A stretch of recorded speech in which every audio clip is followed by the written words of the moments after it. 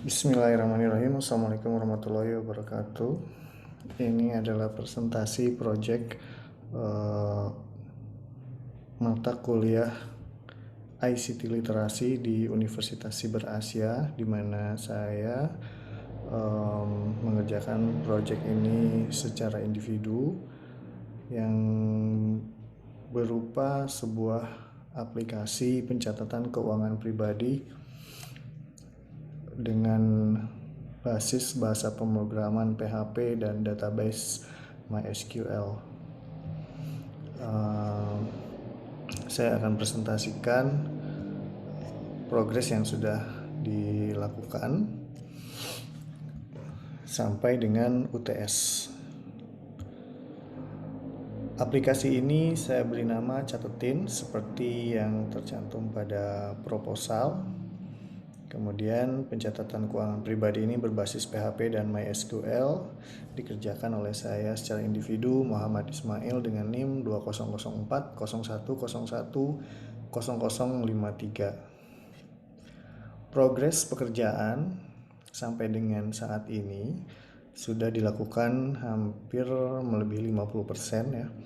Di mana tahap 1 berupa pengumpulan informasi, kemudian pembuatan outline fitur program, database ERD, list file program, dan juga desain kasar UI sudah dilakukan. Kemudian instalasi konfigurasi server ini juga sudah dilakukan, dan bahkan pada akhirnya saya menggunakan server live yang diakses melalui internet menggunakan web hosting. Kemudian sudah dilakukan pembuatan database MySQL, pembuatan kolom-kolomnya, struktur tabelnya, kemudian UI, dan penulisan kode program untuk sebagian halaman. Baik, yang pertama untuk ERD dari Catetin ini, saya telah membuat beberapa tabel yang saling berhubungan seperti pada gambar ini, di mana kita menghubungkan tabel user dengan tabel pengeluaran one to many, kemudian tabel user dengan tabel pemasukan juga one to many, kemudian jenis pengeluaran ke tabel pengeluaran juga one to many, dan kategori pengeluaran ke tabel pengeluaran dengan one to many. Kemudian untuk kategori pemasukan dihubungkan ke tabel pemasukan juga one to many. Jadi mengapa one to many? Karena aplikasi ini akan dapat digunakan oleh banyak user yang masing-masing memiliki datanya sendiri-sendiri. Setiap user bisa mendaftar dan dia akan mencatat menyimpan catatan untuk dia sendiri. Kemudian berikut adalah tabel yang sudah dibuat dari database-nya. Database Catetin ini berisi jenis pengeluaran, kemudian kategori pemasukan, kategori pengeluaran, pemasukan, pengeluaran, dan tabel user. Untuk tabel user sendiri ini strukturnya seperti berikut.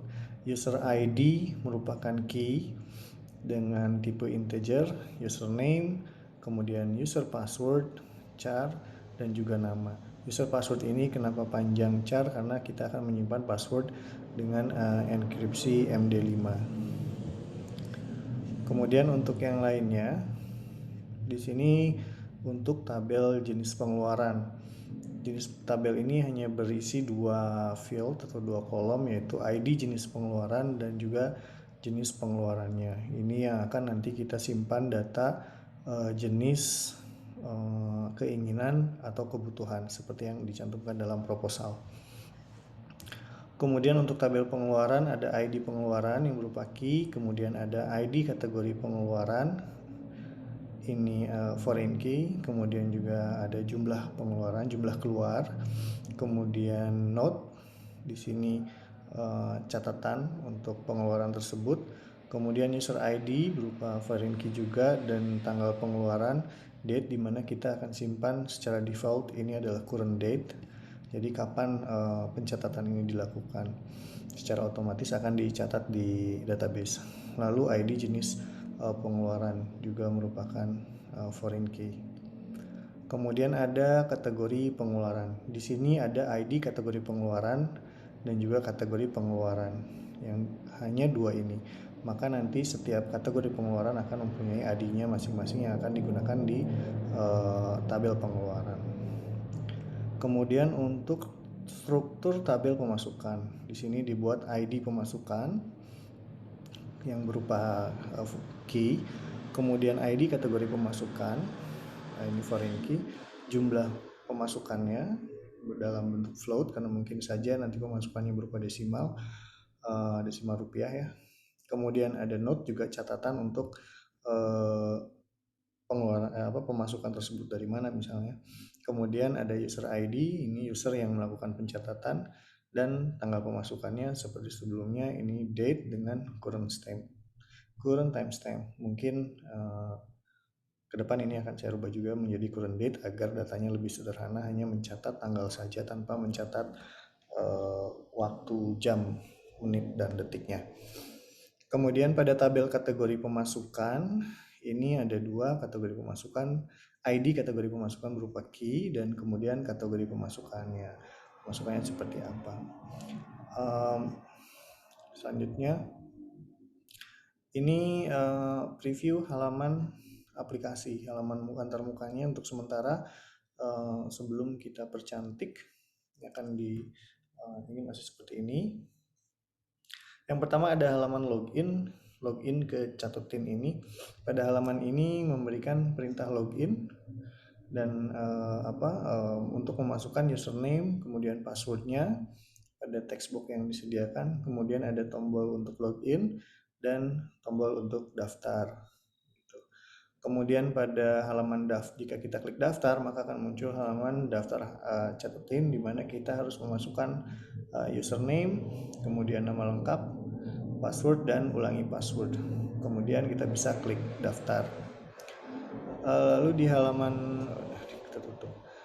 halaman utama, di sini ada ucapan selamat datang kepada user. Kamu sudah berhasil login, lalu kita tampilkan saldo saat ini sebesar sekian, kemudian pemasukan bulan ini, bulan yang berjalan itu berapa, kemudian pengeluaran di bulan ini secara kumulatif ya sudah berapa.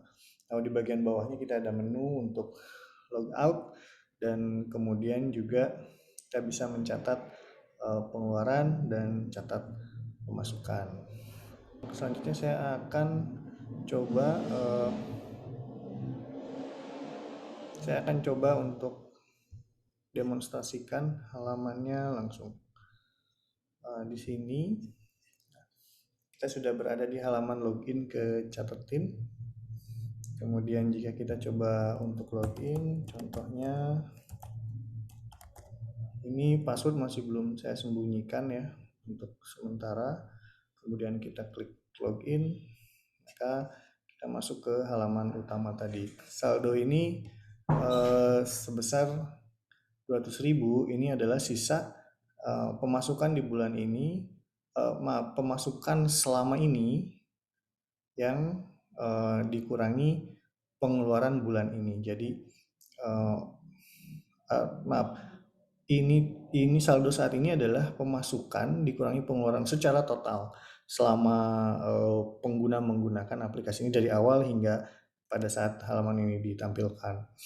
Nah, kalau untuk pemasukan kamu di bulan ini sebesar 500.000, contoh di sini, ini adalah pemasukan di bulan berjalan dikurangi pengeluaran,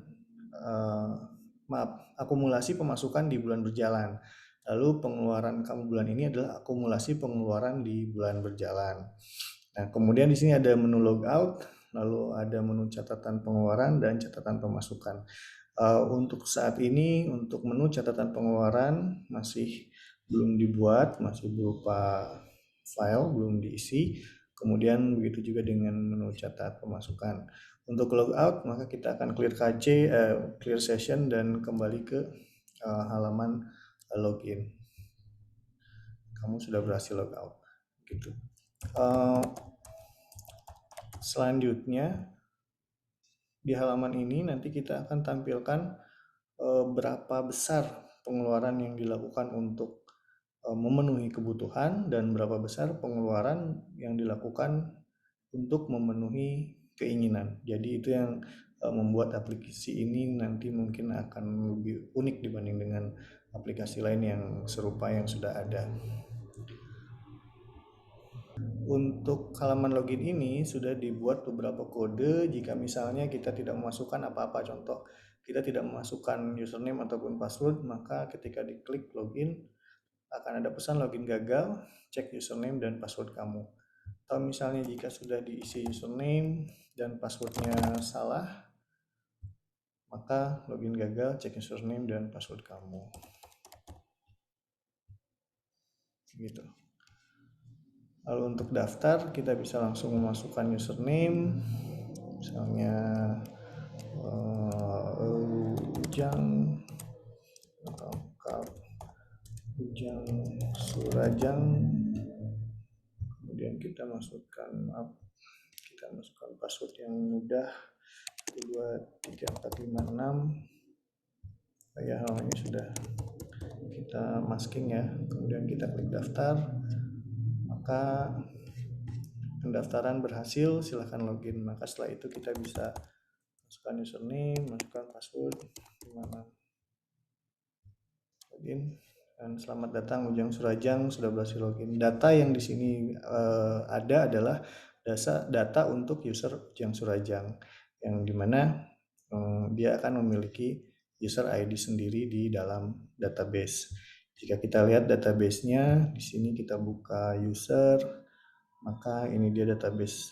Ini dia user yang baru saja kita buat, yaitu Ujang, maka dia memiliki user ID 13.